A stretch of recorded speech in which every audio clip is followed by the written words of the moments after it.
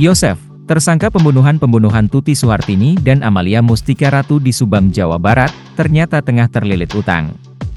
Utang Yosef terungkap setelah ada orang yang menagih pada Yoris Raja Amarullah, anak hasil pernikahan Yosef dan Tuti.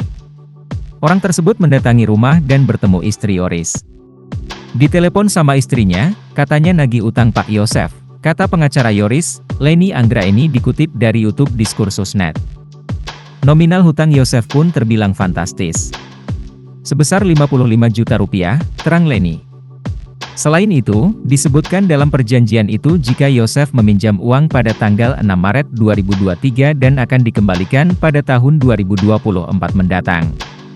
Dari surat perjanjian, Yosef meminjam uang pada tanggal 6 Maret 2023. Dia berjanji akan melunasi tahun 2024 dengan termin bulan Oktober 2023.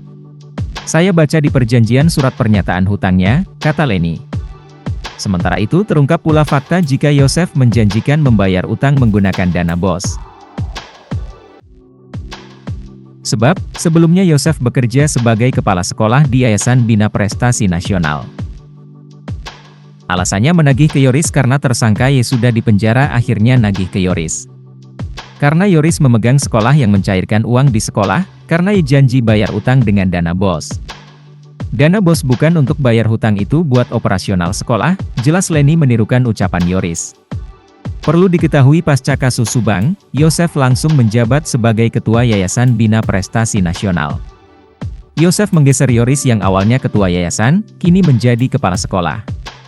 Ia juga sempat menunjuk Danu menjadi bendahara demi mencairkan uang sebesar 200 juta rupiah sesaat setelah pembunuhan ibu dan anak di Subang. Yosef beralasan meminjam uang sebesar 55 juta rupiah untuk membayar kuliah Amel, bekas apa? Katanya bekas kuliah Amel, ini kan ada kecurigaan saya.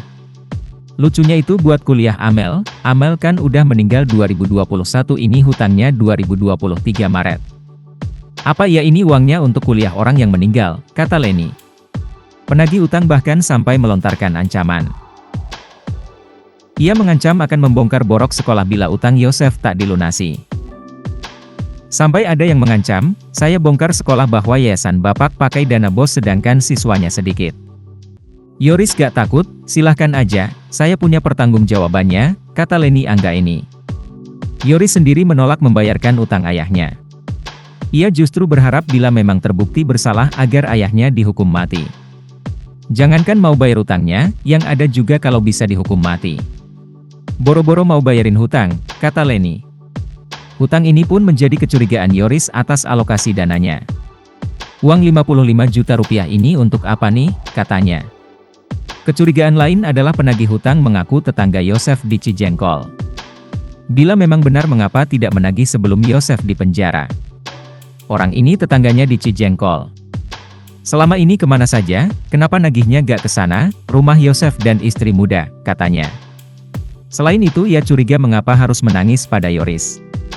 Sebab dalam surat perjanjian utang ditandatangani atas nama Yosef, bukan Yoris dan yayasan.